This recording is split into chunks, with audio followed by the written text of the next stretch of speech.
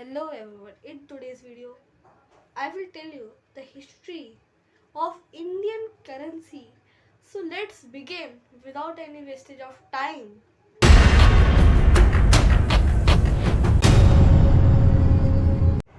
The Indian rupee is very old currency. So let us know the history behind the Indian rupee. So, the word rupee is derived from a Sanskrit word rupaya, which means wrought silver and maybe also something stamped with an image or coin. As an adjective, it means shapely, with more specific meaning of stamped impress. Earth Shastra, written by Chanakya, Prime Minister to the first Maurya Emperor Chandragupta Maurya, 340 290 BC, mentions silver coin as rupaya rupa. Other types, including gold coins, copper coins, and lead coins, are mentioned. Rupa means shape. Example: rupaya, rupa, rupaya means silver, rupa form. In the intermediate times, there were no fixed monetary system as reported by the great Tang records on the western regions. Sher Shah Suri, during this 5-year rule from 1540 to 1545, set up a new civic and military administration and issued a coin of silver weighing 178 grains, which was also termed rupiah. The Mughal ruler issued coins honoring of the Hindus deities in 1604 to 1605. The coins depicting Ram and Sita were issued in both silver and gold, minting end right after Akbar's death. The silver coin remained in use during the Mughal period, Maratha era, as well as British India. Among the earliest issues of paper rupees includes the Bank of Hindostan 1770 to 1832, the General Bank of Bengal and Bihar 1773 to 75, established by the Warren Hastings, and Bengal Bank 1784 to 1791. The Indian rupee was a silver-based currency during much of the 19th century, which had severe consequences on the standard value of the currency, as stronger economics were on the gold standard during British rule and the first decade of independence. The rupee was subdivided into 16 annas.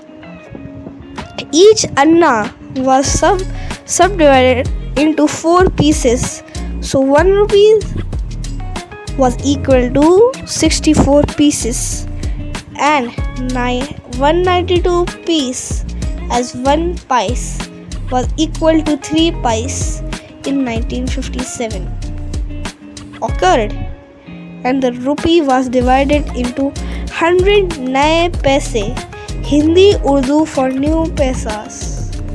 After a few years, the initial naya was dropped. For many years in the early and the mid 20th century, the Indian rupee was the official currency in several areas that were controlled by the British and governed from India, areas such as East Africa, Southern Arabia, and the Persian Gulf. The first coinage under the crown was issued in 1862, and in 1877, Queen Victoria assumed the title of Empress of India. The gold-silver ratio widened during 1870 to 1910. Unlike India, Britain was on gold standard to meet the home charges, that is, expenditure in England. The colonial government had to remit a larger number of rupees due to the ratio charge. This necessitated increased taxation and unrest. The 1911 accession to the throne of King Emperor George V led to the famous pig rupee. On the coin, the king appeared wearing the chain of the Order of Indian Elephant. Through poor engraving, the elephant looked very much like a pig. The Muslim population was enraged and the image had to be quickly redesigned. Acute shortage of silver during the First World War led to introduce of paper currency of 1 rupee and 2.5 rupee. The silver coin of smaller denomination were issued in copper-nickel. The Second World War led to the experiment in coinage where the standard rupee was replaced by the quaternary silver alloy. The quaternary silver coins were issued from 1940. In 1947, these were replaced by pure nickel coins. Immediately after independence, the British coinage was continued. The monetary system remained unchanged at 1 rupee, consisting of 64 pice or 192 pice. The Anna series was introduced on 15 August 1950. This was the first coinage of the Republic of India. The king's image was replaced by the Ashoka's lion capital. A corn chef replaced by the tiger on the 1 rupee coin. The monetary system was retained with 1 rupee consisting of 16 annas. The 1955 Indian Coinage Act that came into force with effect from 1 April 1957 introduced a decimal series. The rupee was now divided into 100 paisa instead of 16 annas or 64 pice. The Naye paise coins were minted in the denominators of 1, 2, 5, 10, 20 and 15 Naye paise. Both the Anna series and the Naye paise coins were valid for the time from 1968 onward. The new coins were called just paise instead of Naye paise because there were no longer Naye. In English, Naye means new. With the high inflation in the 60s, small denomination coins which had been made from the bronze, nickel, brass, copper-nickel and aluminium bronze were gradually minted in aluminium. This change commenced with the introduction of new hexagonal 3 paise coin. A 20 paise coin was introduced in 1968 but did not gain much popularity. Over a period, cost-benefit considerate led to the gradual discontinuance of 1, 2 and 3 paisa coin in 1970s. Stainless steel coinage of 10, 25 and 15 paise was introduced in 1988 and 1 rupee in 1992. The very considerable cost of managing note issue of rupees 1, 2 and rupees 5 led to the gradual replacement of notes by the coins for these domination in 1990s. third part after independence of India. Since its independence in 1947, Indian rupees adopted as currency in the nation. During this period, almost till mid-1960s, Indian rupee was also a legal tender in crucial states Oman, Bahrain and Kuwait. The price of 16 annas was 1 rupee in 1947. The demand for decimalization existed for over a century. Sri Lanka decimalized its rupee in 1869. The Indian Coinage Act was amended in September 1955 for the adoption of a new decimal system for the coinage.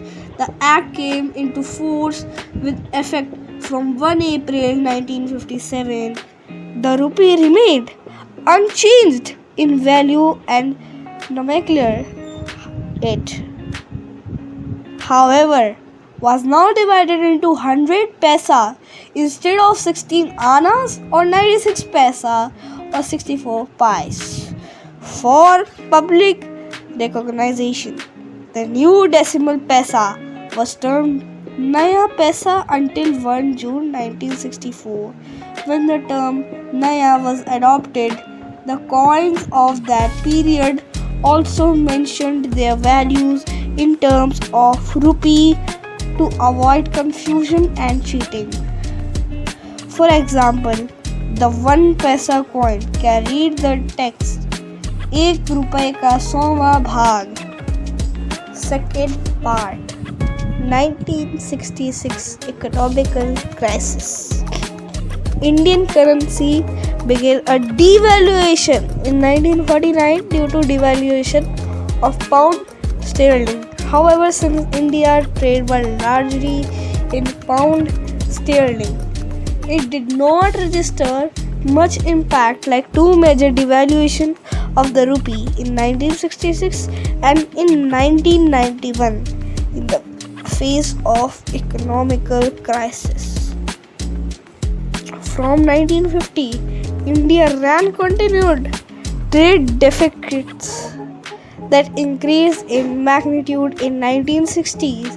Furthermore, the government of India had a budget deficit problem and could not borrow money from the abroad or from the private corporate sector. Due to that sector's negative savings rate, as a result, the government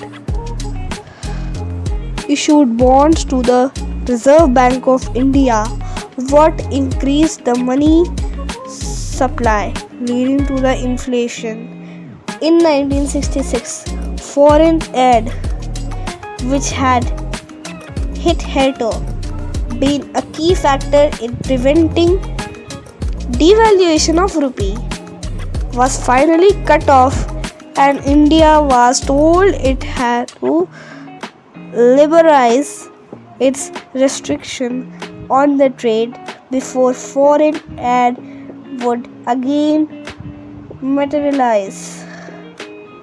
The response was the politically unpopular step of devaluation accompanied by liberalization. Furthermore, the Indo-Pakistan War 1965 led the US and other countries friendly towards Pakistan to withdraw foreign aid to India, which necessitated more devaluation.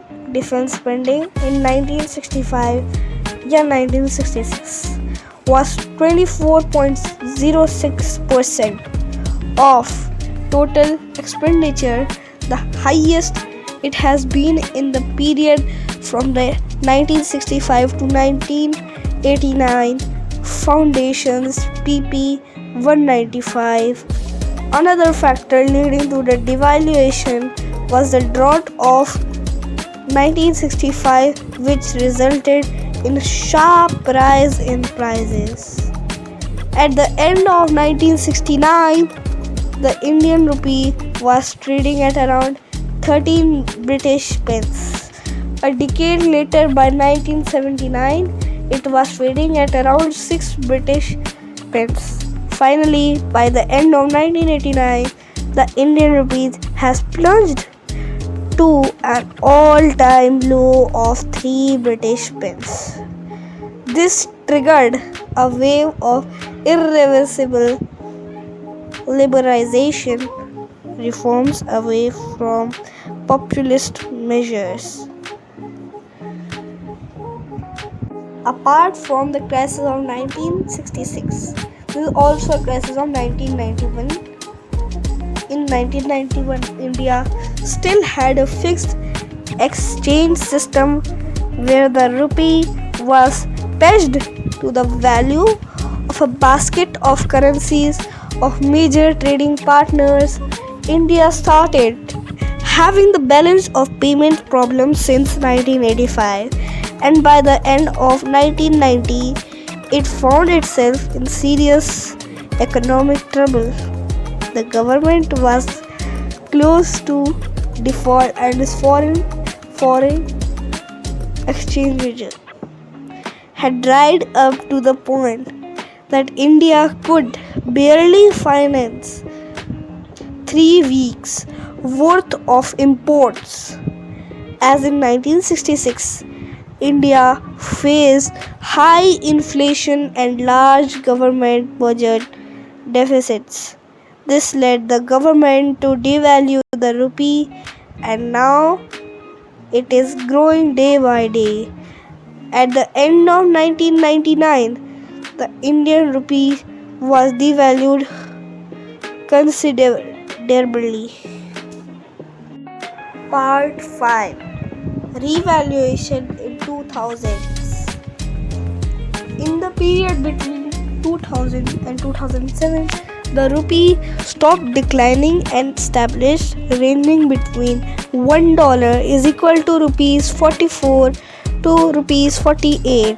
In late 2007, the Indian rupee reached a record of high of 39 Indian national rupee per United States dollar on account of sustained foreign investment flows into the country. This posed problems for major exporters, IT and BPO firms located in the country who were incurring losses and their earning given the appreciation in rupee. The trend reversed with the 2008 world financial crisis as foreign investors transferred huge sums out to their own countries. Such appreciation were reflected in many currencies.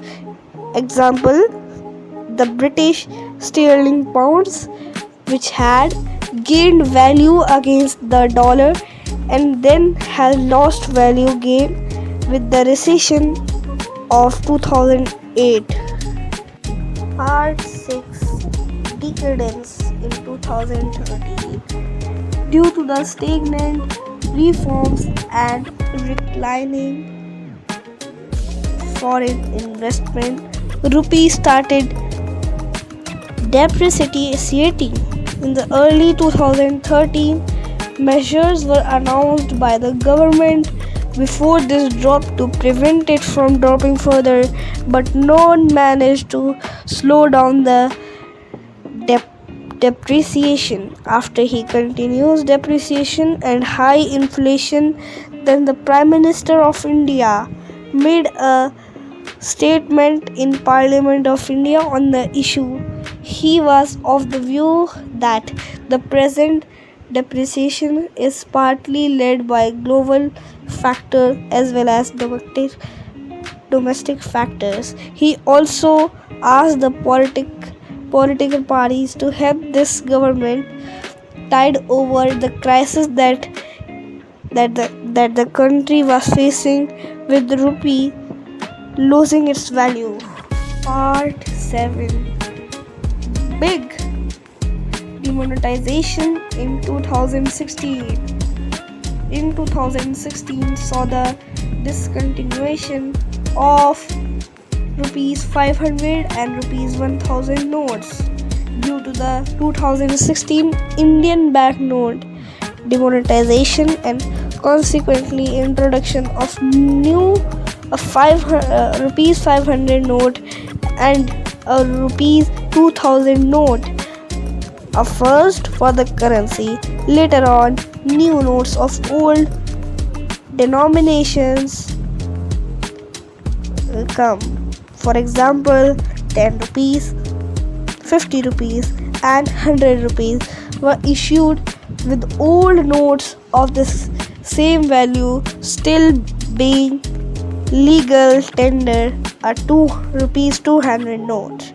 Also, a first for the Indian rupee is currently in circulation. So, this was the whole history behind the Indian rupees. I hope you found this video helpful and amazing. If you, then subscribe to our channel and like this video. Till then, take care everyone and bye.